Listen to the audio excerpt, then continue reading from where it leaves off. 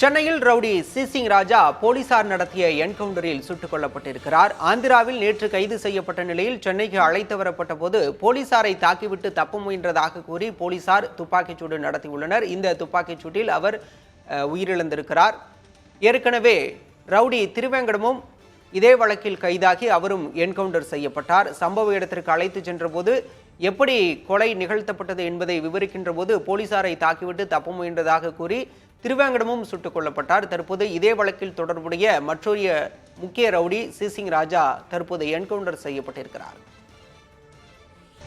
பகுஜன் சமாஜ் கட்சியின் தமிழ்நாடு முன்னாள் மாநில தலைவர் ஆம்ஸ்ட்ராங் கொலை வழக்கில் இதுவரை 28 பேர் கைது செய்யப்பட்டிருந்தனர். 29வது நபராக ரவுடி சிசிங் ராஜா நேற்று ஆந்திராவில் கைது செய்யப்பட்டார். ஆம்ஸ்ட்ராங் கொலைக்கு பிறகு அவர் தொடர்ந்து தலைமறைவாக இருந்த நிலையில் நேற்று ஆந்திராவில் வைத்து போலீசார் அவரை கைது செய்தனர். இந்நிலையில் ஆந்திராவிலிருந்து சென்னைக்கு அழைத்து வரப்பட்ட போது போலீசாரை தாக்கிவிட்டு தப்ப முயன்றதாக கூறப்படுகிறது.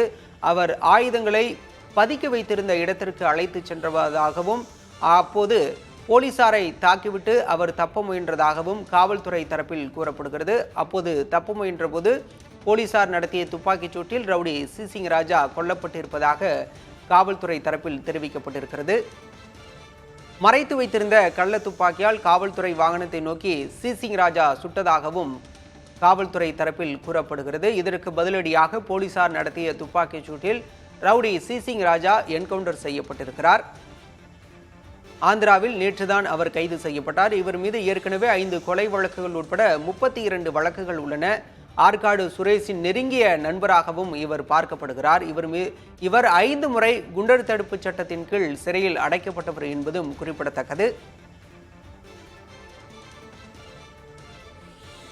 பக்கிங்காம் கால்வாய் அருகே பதுக்கி வைக்கப்பட்டிருந்த ஆயுதங்களை கைப்பற்ற அழைத்து சென்றபோது போலீசாரை தாக்கிவிட்டதாகவும் அப்போது போலீசார் நடத்திய பதில் தாக்குதலில் ரவுடி சிசிங் ராஜா கொல்லப்பட்டதாகவும் போலீசார் தரப்பில் கூறப்படுகிறது. என்கவுண்டர் செய்யப்பட்ட ரவுடி சிசிங் ராஜா நேற்று ஆந்திராவில் கைது செய்யப்பட்ட போது அவருடைய மனைவி அளித்த பேட்டியை தற்போது பார்க்கலாம். காலையில் 9 மணிக்கு டிஃபன் வாங்கிட்டு வரணும் எங்கள் வீட்டுக்காரர் போனார். ஈவினிங் வரைக்கும் வெயிட் பண்ண எங்கே போனார்னே தெரியல. அப்புறமா தான் தெரியுது தனிப்படை போலீஸ் வந்து எங்கள் வீட்டுக்காரர் அரெஸ்ட் பண்ணிட்டாங்கன்னு சொல்லிட்டு. ஆம்ஸ்ட்ராங் கொலை வழக்கில் அவரு தான் ஏதோ பண்ணிட்டு தான் சொல்லி அவர் அரெஸ்ட் அவருக்கும் இந்த கொலைக்கு எந்த சம்மந்தமும் கிடையாது. எனக்கு அவர் கல்யாணம் ஆகிட்டு 2 வருஷமாக ஆகுது. 2 வருஷமாக அவர் எந்த விதமான ஒரு குற்ற நடவடிக்கையும் ஈடுபட்டது கிடையாது. நானும் என் குழந்தை பிறந்து 1.5 மாதம் ஆகுது. நாங்கள் 3 பேருமே எந்த பிரச்சனையும் வேணான்னு நாங்கள் தனியாக வாழ்ந்துட்டுருக்கோம். இப்போ போலீஸ் வந்து என் வீட்டுக்காரர் அரெஸ்ட் பண்ணி போலி என்கவுண்டர் பண்ணுறதுன்னு சொல்லி பேச்சு வருது. எனக்கு பார்த்தா பயமாக இருக்குது. நான் என் குழந்தைய வச்சு ரொம்ப கஷ்டப்பட்டுட்டு இருக்கேன். தயவு செஞ்சு தமிழக அரசு தான் இதுக்கு நடவடிக்கை எடுக்கணும். அவருக்கு அந்த கொலைக்கு எந்த சம்மந்தமும் கிடையாது. அந்த கொலை நடக்கிறப்ப கூட எனக்கு அன்றைக்கி தான் சீமந்தமே, அதுக்கான எவிடன்ஸ் எல்லாமே இருக்குது என்கிட்ட. அன்றைக்கி ஏன் கூட தான் இருக்கார். ஆனால் தேவையில்லாமல் அவரு தான் வந்து இந்த கொலைக்கு திட்டமிட்டிருக்காருன்னு சொல்லிட்டு டிவி சேனல்களில் இதுமாரி தகவல்கள் பொய்யான தகவல்கள் வந்துட்டுருக்கு. அவருக்கு அந்த கொலைக்கு எந்த சம்மந்தமும் கிடையாது. இது உறுதியாக நான் சொல்லுவேன். அதுக்கான எவிடன்ஸ் எல்லாமே இருக்குது. தேவையில்லாமல் காவல்துறை வந்து அவரை வந்து தேடி இன்னைக்கு அரெஸ்ட் பண்ணிட்டு தான் சொல்கிறாங்க. தயவு செஞ்சு அவருக்கு அந்த கொலைக்கு எந்த சம்மந்தமும் இல்லை. தயவு செஞ்சு தமிழக அரசு அவர் உயிருக்கு எந்த வித ஆபத்து இல்லாமல் அவரை காப்பாற்றணும். தயவு செஞ்சு அவரை நீங்கள் தான் என்கிட்ட ஒப்படைக்கணும். அவருக்கு அந்த கொலைக்கு எந்த சம்மந்தமும் தயவு செஞ்சு அவர் என்கிட்ட ஒப்படைங்க. அவர் எந்த வித குற்ற நடவடிக்கையும் ஈடுபட்டதே கிடையாதுங்க.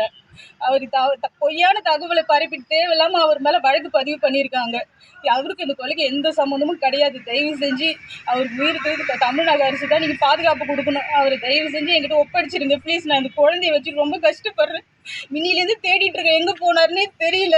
ரொம்ப கஷ்டமாக இருக்குது எனக்கு. தயவு செஞ்சு அவர் என்கவுண்டர் பண்ணுறேன்னு சொல்லியிருக்காங்க. அதெல்லாம் என்னால் தயவு செஞ்சு என் குழந்தைக்காக ப்ளீஸ் தமிழக அரசு தான் இதுக்கு நடவடிக்கை எடுக்கணும். தயவு செஞ்சு என் கணவரை என்கிட்ட ஒப்படைச்சிடுங்க. அவர் எந்த வித குற்ற நடவடிக்கை ஈடுபடுறதே கிடையாதுங்க. தயவு தமிழக அரசு நீங்கள் தான் இதுக்கு நடவடிக்கை எடுக்கணும். என் கணவரை தயவு செஞ்சு என்கிட்ட ஒப்படைச்சிடுங்க ப்ளீஸ். ரவுடி சிசிங் ராஜாவின் மனைவி கைக்குழந்தையோடு கண்ணீர் மழக முதலமைச்சருக்கு ஒரு கோரிக்கை விடுக்கிறார். நேற்று அவர் கைது செய்யப்பட்ட போது வெளியிடப்பட்ட காணொலி இது. அந்த காணொலியில் கண்ணீர் மல்க முதலமைச்சருக்கு ஒரு கோரிக்கை விடுக்கிறார். தன்னுடைய கணவர் கடந்த 2 ஆண்டுகளாகவே எந்த குற்றச் செயல்களிலும் ஈடுபடவில்லை. ஆம்ஸ்ட்ராங் கொலை வழக்கும் அவருக்கும் எந்தவித தொடர்பும் இல்லை. அவர் எந்த குற்றச் சம்பவத்திலும் ஈடுபடவில்லை. ஒரு பொய்யான தகவல் அவர் மீது என்கவுண்டர் செய்யப்பட உள்ளதாக ஒரு தகவல் வருகிறது. அவரை காப்பாற்ற வேண்டும் அப்படிங்கிற ஒரு கோரிக்கையை கண்ணீர் மல்க வைத்துள்ளார். நேற்று அது தொடர்பான காணொலி வெளியானதை தற்போது பார்த்தோம். இந்த நிலையில் ரவுடி சிசிங் ராஜா இன்று என்கவுண்டரில் போலீசாரால் சுட்டுக் கொல்லப்பட்டிருக்கிறார். ஆயுதங்களை பதுக்கி வைத்திருந்ததாக கூறப்பட்ட பக்கிங்காம் கால்வாய் அருகே அழைத்து சென்றபோது போலீசாரை தாக்கிவிட்டு தப்ப முயன்றதாக கூறி போலீசார் நடத்திய என்கவுண்டரில் ரவுடி சிசிங் ராஜா சுட்டுக் கொல்லப்பட்டிருக்கிறார்.